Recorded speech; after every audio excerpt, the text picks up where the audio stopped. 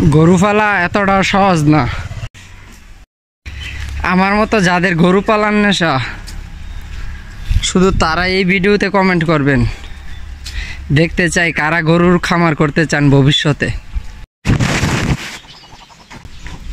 তোরা উঠছো তা খাওন তো তখন লাগে আনছি না।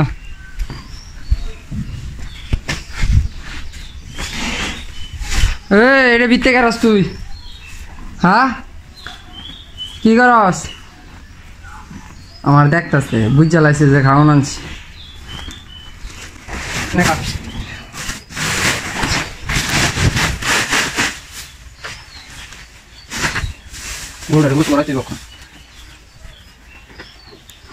খামার করা এতটা সহজ নয় যতটা আপনারা মনে করেন।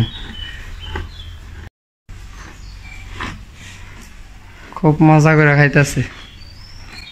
হ্যালো, পেটা কিছু নাই, আটি হয়ে গেছে। দুটা দিন দেখছেন উঠলাম খাওয়ান দিল গরু, একদিন না খাওয়ালে গরু আটি হয়ে যাবে। শিখুন